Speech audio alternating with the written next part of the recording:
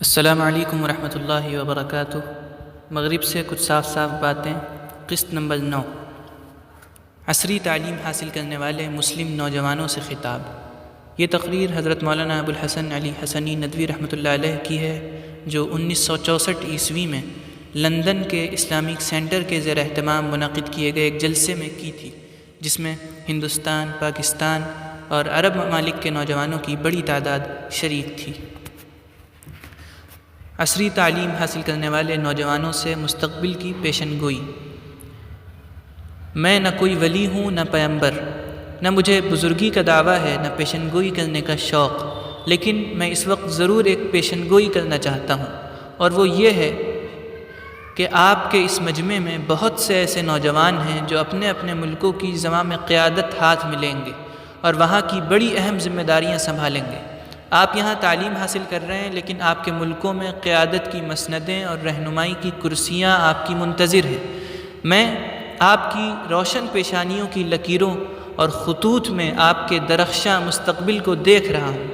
کسی زمانے میں کسی ملک کی قیادت حاصل کرنے کے لیے اور کسی ملک و قوم کو اپنے اقتدار و انتظام میں لینے کے لیے زور بازو اور تلوار کے جوہر کی ضرورت ہوا کرتی تھی۔ سکندر اور چنگیز و ہلاکو نے نوک شمشیر سے دنیا فتح کی اور قوموں کو مسخر کیا۔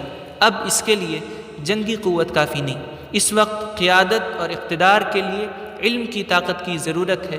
اس وقت دنیا کے تمام ترقی یافتہ ممالک اور خود اسلامی ممالک جمہوریت کے جس راستے پر چل رہے ہیں اور جن حالات و مسائل کا ان کو سامنا ہے، ان کو دیکھ کر یہی اندازہ ہوتا ہے کہ ان ملکوں کی سربراہی اور ان کی قیادت وہی لوگ کریں گے جو جدید علوم سے واقف ہیں، مغربی زبانوں میں مہارت رکھتے ہیں، اور جن کو جدید جمہوری نظام میں اقتدار کے منصب تک پہنچنے کے لیے ضروری وسائل و مواقع حاصل ہیں۔ اس کی بنا پر امید کی جا سکتی ہے کہ آپ اپنی ان صلاحیتوں اور خصوصیتوں کی وجہ سے ذمہ داری کی ان جگہوں تک پہنچیں گے اور آپ کو اپنے ملک و قوم کی خدمت کرنے کا موقع ملے گا۔ یہ آپ کے لیے ایک بڑا نازک امتحان ہے۔ ان ملکوں کی قسمت بڑی حد تک آپ سے وابستہ ہے اور ان کے مستقبل کا انحصار آپ پر ہے۔ دنیائے اسلام کا مسئلہ۔ آپ جن ملکوں سے آئے ہیں اور جہاں آپ کو اپنی تعلیم کی تکمیل کر کے واپس جانا ہے، یہ ملک عرصے سے مسلمان ملک ہے اور وہ اب بھی اپنے اسلام پر قائم ہے اور آئندہ بھی ان کا اسلام پر قائم رہنے کا ارادہ ہے۔ یہ اسلام ان کو بڑی قربانیوں سے حاصل ہوا ہے، اس لیے ان کو انتہائی عزیز ہے اور ان کی نظر میں نہایت قیمتی ہے۔ ان ملکوں میں مسلمانوں کی بڑی تعداد ہے، ان میں سے بہت سے ممالک اپنی آبادی اور مردم شماری کے لحاظ سے یورپ کے بڑے بڑے ملکوں سے بھی بڑے ہیں۔ اس عددی قوت و کثرت کے ماں سوا یہ ملک خدا کی پیدا کی ہوئی دولتوں، ذخیروں اور بیش بہا خزانوں سے مالا مال ہے۔ یہ وہ قدرتی دولتیں اور خزانے ہیں جن کے بغیر مغرب کی گاڑی چل نہیں سکتی۔ انہوں نے موجودہ سائنس اور ٹیکنالوجی کو نئی طاقت بخشی ہے۔ اس مواد خام کے لحاظ سے کوئی ملک اسلامی ممالک کا ہمسر نہیں۔ اسی طرح سے ان ملکوں کی مسلمان اقوام انسانی صلاحیتوں، زندگی کی توانائیوں اور اخلاقی طاقتوں سے بھرپور ہے۔ ان میں اب بھی ایسی قوت عمل، جذبہ قربانی، ذوق ایثار، وفاداری اور جانثاری کا جذبہ ہے جو دنیا کی کسی قوم میں پایا نہیں جاتا۔ جن لوگوں نے دنیا کی سیاحت کی ہے اور وہ دنیا کی مختلف قوموں اور عوام کا تجربہ رکھتے ہیں، ان کا کہنا ہے کہ ان اسلامی ممالک کے مسلمان عوام سے کہیں کی عوام بہتر نہیں۔ ان میں زندگی کا شعلہ فروزہ ہے، وہ اب بھی کسی مقصد کے لیے جان دے سکتے ہیں۔ اگر ان کو صحیح قیادت مل جائے تو وہ اب بھی دنیا کی ایک عظیم طاقت بن سکتے ہیں۔ ان کا سا خلوص، ان کی سی سادہ دلی، ان کا اعتماد، ان کی گرم جوشی اور ان کا جذبہ اطاعت اب بھی کسی قوم میں پایا نہیں جاتا۔ لیکن یہ انتہائی افسوسناک حقیقت ہے کہ ان کی یہ صلاحیتیں عرصے سے ضائع ہو رہی ہیں۔ ان ملکوں کی قیادتیں ان سے بالکل بے خبر ہیں۔ ان سے فائدہ اٹھانے اور ان کو راہ پر لگانے کی ان میں نہ صلاحیت ہے نہ آمادگی۔ اگر مجھ سے پوچھا جائے کہ اس وقت دنیا اسلام کا سب سے اہم اور عمومی مسئلہ کیا ہے، تو میں ادنیٰ توقف کے بغیر کہوں گا کہ مسلمان عوام اور ان کے قائد۔ رہنماؤں کا فرق و تفاوت اور وہ ذہنی کشمکش جو عوام و خواص کے دو طبقوں میں اس وقت ہر اسلامی ملک میں بپا ہے۔ عوام مسلمان ہیں، وہ اسلام پر ہی جینا اور مرنا چاہتے ہیں۔ وہ مذہبی زبان و اصطلاحات کے سوا کچھ نہیں سمجھتے۔ خدا اور رسول، آخرت اور جنت، جہاد اور شہادت، رضائے الہی اور اجر و ثواب کے سوا ان کے لیے کوئی چیز کشش اور معنویت نہیں رکھتی۔ مذہبی دعوت اور نعرے کے سوا کوئی چیز ان کے خون میں گرمی، ان کے جسم میں حرارت اور ان کے اندر سرشاری اور بے خودی کی کیفیت نہیں پیدا کر سکتی، اور نہ انہیں ایثار و قربانی پر آمادہ کر سکتی ہے۔ یہی وہ اپیل تھی اور یہی وہ نعرہ تھا جس نے الجزائر کے مسلمانوں کو بے خود بنا دیا، ان سے وہ قربانی کرائی جس کی نظیر ملنی مشکل ہے۔ اسی کے سہارے ہر ملک کی جنگ آزادی لڑی گئی۔ یہ مسلمان شریعت اور اسلامی قانون سے محبت رکھتے ہیں اور ان کے اعلیٰ اور افضل ہونے کے قائل ہیں۔ ان کو اسلامی معاشرت اور تہذیب سے محبت ہے۔ وہ اپنے ان ملکوں میں شریعت کے احکام کو نافذ، اسلامی زندگی کو رائج دیکھنا چاہتے ہیں اور اللہ کے نام کا بول بالا چاہتے ہیں، اور اس کے سوا ان کو کسی چیز سے دلچسپی نہیں۔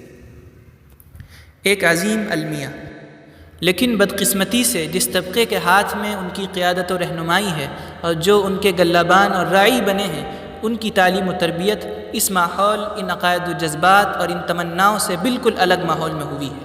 ان کے ذہن کا سانچہ بالکل الگ تیار ہوا ہے۔ ان کی تعلیم و تربیت انہی شہروں میں ہوئی ہے جہاں آپ اس وقت پڑھ رہے ہیں۔ ان کے اساتذہ مغرب نے ان کے ذہن پر یہ بات نقش کر دی ہے کہ اسلام کا دور ختم ہو گیا۔ اس نے اس محدود ماحول اور غیر ترقی یافتہ دنیا میں جس میں اس کا ظہور ہوا تھا کسی قدر مفید خدمت انجام دے دی، لیکن اب اس ترقی یافتہ دنیا اور اس وسیع معاشرے کے لیے اس کے پاس کوئی پیغام نہیں، اور اب وہ اس بدلی ہوئی دنیا میں کسی طرح فٹ نہیں ہو سکتا۔ کسی قدر افسوس کی بات ہے کہ قومیں تو ایسی پرجوش مسلمان ہوں کہ ان میں آج بھی محمد ابن قاسم، طارق بن زیاد، موسیٰ بن نصیر اور محمد فاتح پیدا ہو سکتے ہیں، لیکن جو لوگ قوموں کی باغ ڈور سنبھالے ہوئے ہیں ان کا اسلام پر سے اعتماد اٹھ چکا ہے اور وہ اسلام کے مستقبل سے مایوس ہے، اور ان کو ان باتوں سے کوئی دلچسپی نہیں۔ یہ لوگ یورپ کی تعلیم گاہوں میں اس لیے آئے تھے کہ یورپ سے ایسے وسائل و ذرائع حاصل کریں جن سے اسلام اور مسلمانوں کو فائدہ پہنچے۔ یہ یورپ اس لیے آئے تھے کہ یہاں سے سائنس، ٹیکنالوجی، صنعت اور اس طرح کے دوسرے فنون حاصل کریں جن میں یورپ کو مشرق پر پورا تفوق حاصل ہے، پھر وہ انہیں اسلام کے لیے مسخر کریں اور اسلامی مقاصد کا تابع اور خادم بنائیں۔